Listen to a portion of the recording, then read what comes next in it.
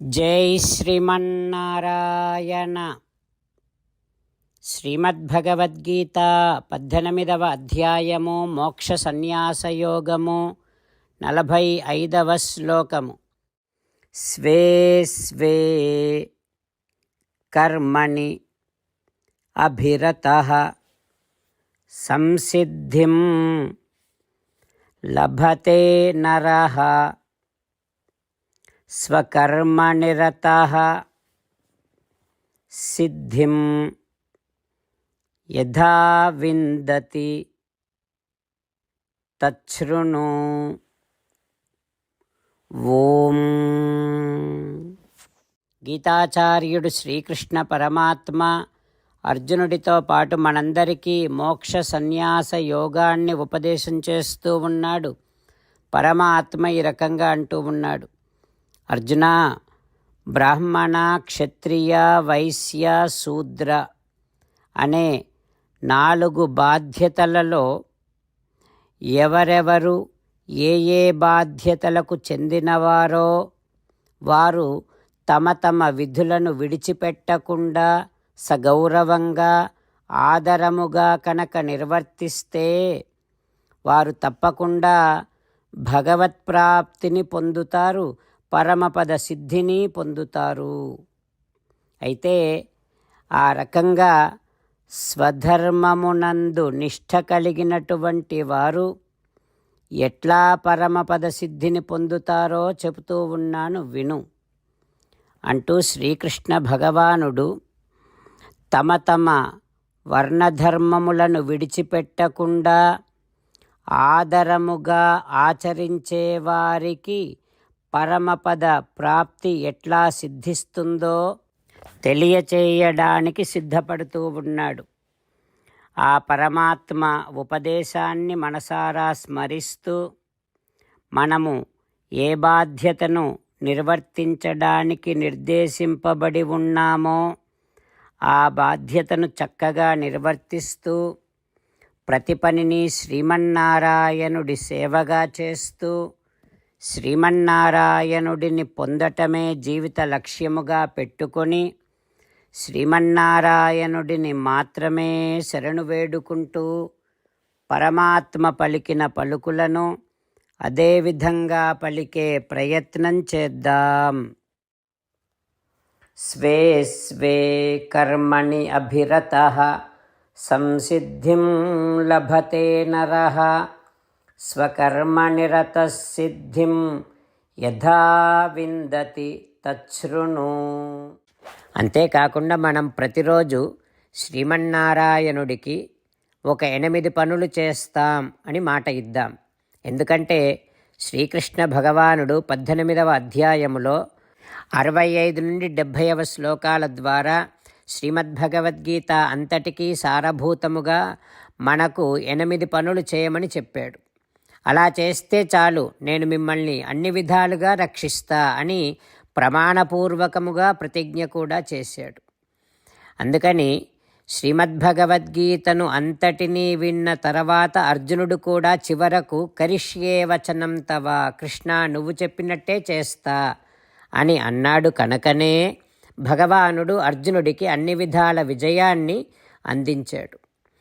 మనం కూడా ప్రతిరోజు శ్రీమన్నారాయణుడికి ఆ రకంగానే మాట ఇద్దాం. 8 పనులు చేస్తాం అని మనము మాట ఇస్తే అది అష్టాక్షరీ మహామంత్ర జపము చేసినటువంటి ఫలితాన్ని మనకు ప్రతిరోజు ఇస్తుంది. ఇట్లా మాట ఇవ్వటం కంటే గొప్ప పూజ, యజ్ఞము, తపస్సు మరొక్కటి లేనే లేదు. అందుకని నేను అంటూ ఉంటాను, మీరు మనస్సులో భావిస్తూ ఉండండి. ఈ రకంగా మనము మాట ఇస్తూ ఉంటే శ్రీకృష్ణ భగవానుడి ముఖారవిందములో కలిగేటటువంటి ఆనందాన్ని మనం ప్రతిరోజు దర్శిద్దాం, ఆస్వాదిద్దాం. జై శ్రీమన్నారాయణ. హో శ్రీమన్నారాయణ, నువ్వు చెయ్యమన్నట్టే నేను నిన్నే సంతతము ధ్యానము చేస్తూ ఉంటా. హో శ్రీమన్నారాయణ, నువ్వు చెప్పినట్టే నేను నీ భక్తుడిగానే ఉంటా. హో శ్రీమన్నారాయణ, నువ్వు చెయ్యమన్నట్టే నేను నా విధులను కర్తవ్యాలను నీ సేవగా నీ తృప్తి కోసమనే సక్రమంగా నిర్వర్తిస్తూ ఉంటా. ఓ శ్రీమన్నారాయణ, నువ్వు చెప్పినట్టే నేను నీవాడిని అనే మహావిశ్వాసముతో నీకే నమస్కరిస్తూ ఉంటా. ఓ శ్రీమన్నారాయణ, మామేకం శరణం వ్రజ, నన్ను ఒక్కడిని మాత్రమే శరణు వేడుకో అని నువ్వే అన్నావు కనుక నేను నిన్ను ఒక్కడిని మాత్రమే శరణు వేడుకుంటా. ఓ శ్రీమన్నారాయణ, మా శుచః, ఇక దుఃఖించకు అని నువ్వే నాకు భరోసా ఇస్తున్నావు కనుక నేను ఇక దుఃఖించను. ఓ శ్రీమన్నారాయణ, నువ్వు చెప్పినట్టే నువ్వు నా కోసమని అనుగ్రహించినటువంటి శ్రీమద్భగవద్గీతను ప్రతిరోజు కనీసము ఒక్క శ్లోకాన్నైనా జ్ఞాపకం చేసుకుంటూ శ్రీమద్భగవద్గీతను అనుసంధానము చేస్తూ ఉంటా. ఓ శ్రీమన్నారాయణ, నువ్వు చెప్పినట్టే నువ్వందరి కోసమని చెప్పినటువంటి శ్రీమద్భగవద్గీతను తెలియని భక్తులందరికీ తెలియచేసే నా వంతు ప్రయత్నాన్ని నేను నిరంతరము కొనసాగిస్తూనే ఉంటా. ఓ శ్రీమన్నారాయణ, నేను నువ్వు చెప్పినట్టే చేస్తా, నీకు నచ్చినట్టే ప్రవర్తిస్తా, నీకోసమే పని చేస్తూ ఉంటా. కరిష్యే వచనం తవ. జై శ్రీమన్నారాయణ. భక్తులకు ప్రత్యేకమైనటువంటి విజ్ఞాపన. మీకు అన్ని విషయాలలో వెంటనే మంచి ఫలితాలు రావాలి అనంటే ప్రతిరోజు 1 నిమిషం వెచ్చించి నారాయణాస్త్రాన్ని చదవండి. ఇక మీకు తిరిగే ఉండదు. నారాయణాస్త్రాన్ని పొందడానికి మీరేం చేయాలంటే నారాయణాస్త్రం అనే వెబ్సైట్కి వెళ్ళి మీ పేరు మీ ఈమెయిల్ ఇస్తే మీ ఈమెయిల్కి నారాయణాస్త్రం PDF వస్తుంది. అందులో ఒక రామాయణ శ్లోకం, ఒక గీతా శ్లోకం, ఒక విష్ణునామం ఉంటాయి. ఆ మూడింటిని కలిపి నారాయణాస్త్రం అంటాం. ప్రతి ఒక్కరికి వేరువేరు శ్లోకాలను ఇస్తున్నాం. ఆ రకంగా ఎవరి శ్లోకాన్ని వారు ప్రతిరోజు తప్పనిసరిగా చదవటం వలన ప్రతిరోజు ప్రతి 24,000 భక్తులతో ఒకసారి సంపూర్ణ రామాయణ పారాయణ, 33 సార్లు శ్రీమద్భగవద్గీత పారాయణ, 24 సార్లు శ్రీ విష్ణు సహస్రనామ స్తోత్ర పారాయణ జరుగుతుంది.